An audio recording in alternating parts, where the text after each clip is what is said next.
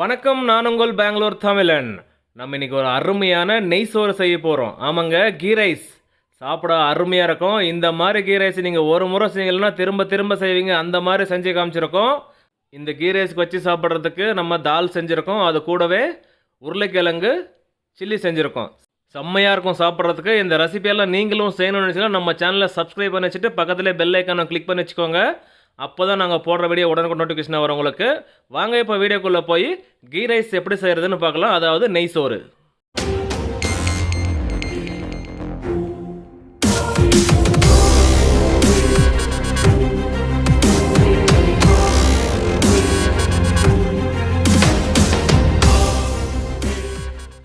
நம்ம இன்றைக்கி key rice செய்ய போகிறோம். அதுக்காக ஒரு லகான் வச்சுட்டு 1/2 லிட்டர் ஆயில் ஊற்றிக்கலாம், 1/2 லிட்டர் நெய் ஊற்றிக்கலாம்.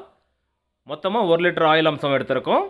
ஆயிலும் நெய்யும் சூடேறி வந்துருச்சு. பே லீஃப் ஒரு 5 எடுத்திருக்கோம், ஸ்டார் அனீஸ் ஒரு 5 எடுத்திருக்கோம், லவங்கம் 5 கிராம் எடுத்திருக்கோம், பட்டை ஒரு 5 கிராம் எடுத்திருக்கோம், ஏலக்காவும் 5 கிராம் எடுத்திருக்கோம்.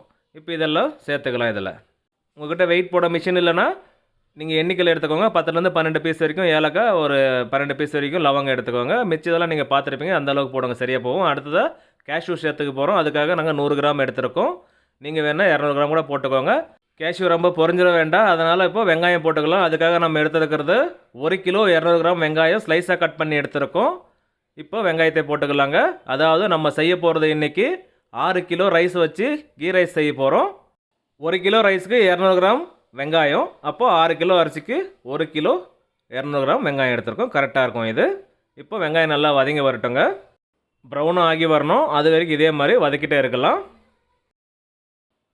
இப்போ வெங்காயம் பாருங்கள், ஓரளவுக்கு நல்லா ப்ரௌன் ஆகி வந்திருக்கு. இந்த அளவுக்கு வந்ததுக்கப்புறம் இஞ்சி பூண்டு பேஸ்ட்டு சேர்த்துக்கலாங்க.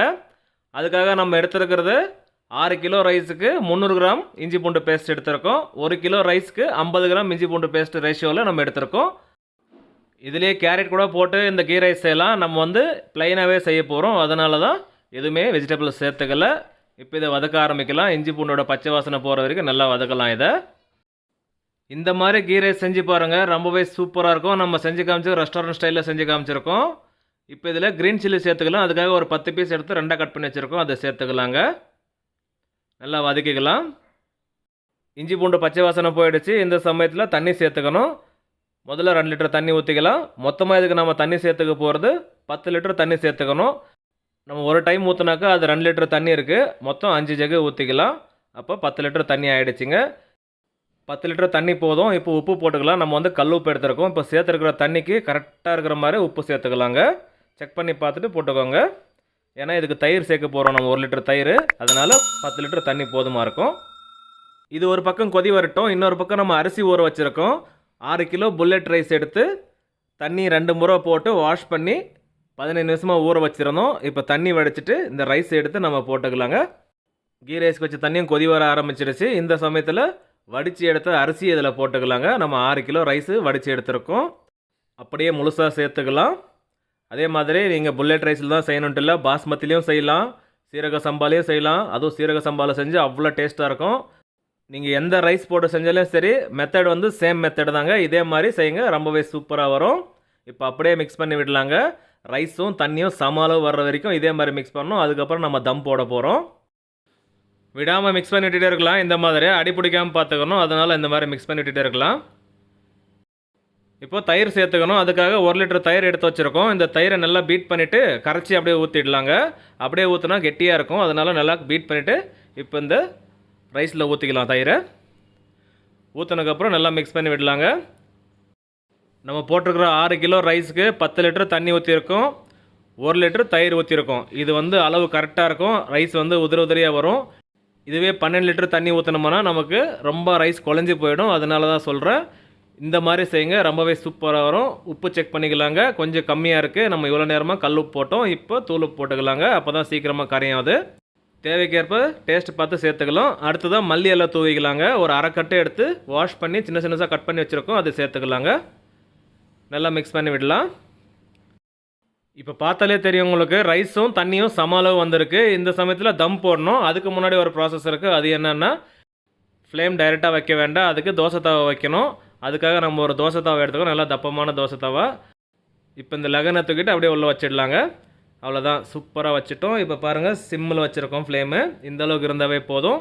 மேலே நெய் ஊற்றிக்கலாம், ஒரு 50 ml நெய் ஊற்றிட்டு அப்படியே மேலாக மிக்ஸ் பண்ணிவிட்டு அப்படியே ஒரு காட்டன் துணி போட போகிறோம். அந்த காட்டன் துணி போடுறதுக்கு முன்னே அந்த துணி நல்லா ஈரம் பண்ணிக்கலாம். நார்மல் வாட்டரில் டிப் பண்ணி அதை எடுத்துக்கலாங்க. அப்படியே மேலே போட்டு மூடிடலாம் இந்த மாதிரி. அடுத்தது அதுக்கு தகுந்த மாதிரி ஒரு மூடி வச்சு மூடிடலாம். அதோட ஸ்டீமெல்லாம் வெளியே போகாத மாதிரி இந்த மாதிரி மூடிடலாங்க. அதுக்கப்புறம் இது மேலே தூக்கி ஒரு வெயிட் வச்சிடலாம். அப்போ தான் ஸ்டீம் வெளியே போகாமல் நல்லா தம்மாகி வரும்.